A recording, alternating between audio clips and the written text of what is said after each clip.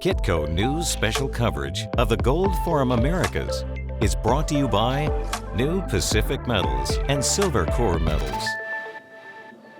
Energy transition and solar panels are going to be a key driver for the metal silver. And Silvercorp Metals is situated in a country where those solar panels are manufactured. I'm with Lon Shaver. He's Vice President of the company. Lon, welcome to Kitco. Thanks very much, Michael. It's great to be here. Lon, we appreciate your sponsorship of our coverage of Gold Forum Americas. Well, we're pleased to be a sponsor. Thank you. Thank you very much. Well, let's give us an overview. Tell us about Silvercorp Metals. Well, Silvercorp is a profitable Canadian mining company with a long history of production, a solid resource base, and some growth plans for its mines in China. But we also have a $216 million cash position that we're looking to deploy on growth opportunities worldwide. And we also have some investments in some great other mining companies that we think have great potential. I want to talk about that focus on free cash flow, but first let's talk about the way that you're situated. You have operating mines in China.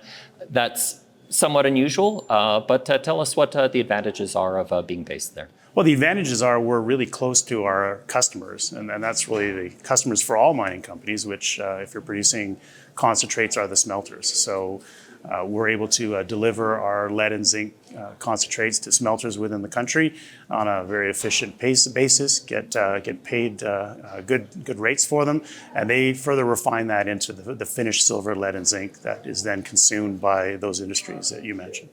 Talk about the emphasis on free cash flow.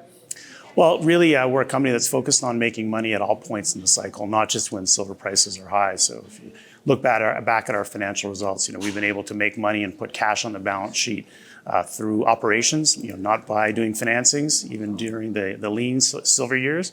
And that remains an emphasis going forward, both at our existing operations and when we look at other projects for growth around the world. You've deployed some of that cash not only into operations, but also into other investments. Yeah, and I mentioned New Pacific. That's the largest of our investments. It's worth around 90 million US to our account right now, and we put 40 million into it. So we've made a good return so far, and we think there's lots more potential to come for that investment going forward. One of the key determinants, I should say, or kind of one of the key factors that everybody wants to consider is about your neighbors and where you're situated and how well supported are where you operate.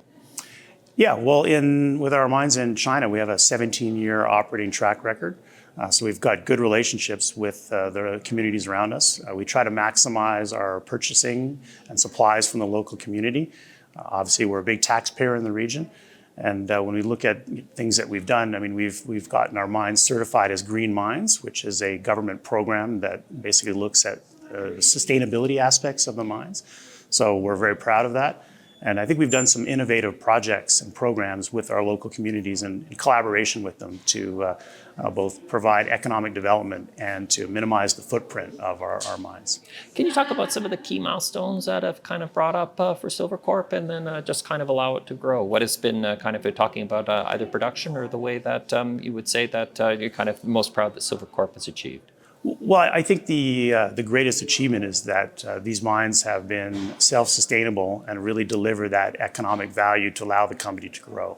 Mm-hmm. And in recent years, we've put a big push on exploration. We found some new deposits, basically gold deposits within our silver mines. So that's quite exciting. And so we're looking at developing that and adding that to our production suite. And that's also been part of the justification for embarking on building another mill. Mm-hmm. And that will bring our milling capacity up. And we're looking to fill that with our existing mines on our mining concessions that we think can grow, as well as some satellite projects in the region. And given our track record, we're sort of a preferred partner for some of these other projects. What's your share structure? We have 177 million shares outstanding. When you look at the mix between insiders and institutions, it's around 40%. And the balance is largely retail. A lot of Canadian and U.S. retail investors understand that we're a big silver company and pick us as a silver investment. Who's on the management team? Well, the management team is really the original founder and chairman and CEO, who's a very skilled geologist and really has had a great vision for what this company could be. But it's been a lot of hard work to grow it to where it is. and he's supported by people that understand the rules and the procedures for operating in China and the mines, and obviously from a financial and regulatory reporting standpoint. At the top, we were talking about solar panels and energy transition. Everybody in the silver space right now is excited about the opportunity that see there and then to see the growth there. But with Silvercorp Metals, you're seeing it up close because you're in the country where this is really happening. Yeah, I mean, China's been known for being the largest manufacturer and exporter of solar panels for the Western world. But I think one of the key elements is that they also have a very aggressive plans for growing their solar energy generation within the country, building some very large solar farms. And so from a silver consumption standpoint, we see that still being a very healthy market for silver going forward. Lastly, let's talk about catalysts over the next 12 months. Maybe first we could talk about what is going to be happening with exploration, Lon. Yeah, after 2 very big years of exploration, we did 630,000 meters of drilling at our mines in the Ying mining district. We continue to have 80 rigs drilling there right now, so generating more results. The drilling that we did do is going to lead into an updated reserve and resource report, which should be out imminently. As I mentioned, we're building a 3rd mill, and so there'll be more milestones and more news as we advance that program. And then the other thing that I can't predict is when we might find an acquisition target that meets our criteria, and we announce a transaction. And your investments, what would you want to highlight with New Pacific? Well, just that it's a great growth opportunity for silver, but now also gold in Bolivia, a country with a mining history, and we think a good environment for building more mines. Lon, thanks for speaking with Kitco. Thank you very much, Michael. My name is Michael McRae. You're watching Kitco Mining here at Gold Forum Americas in Colorado Springs, Colorado.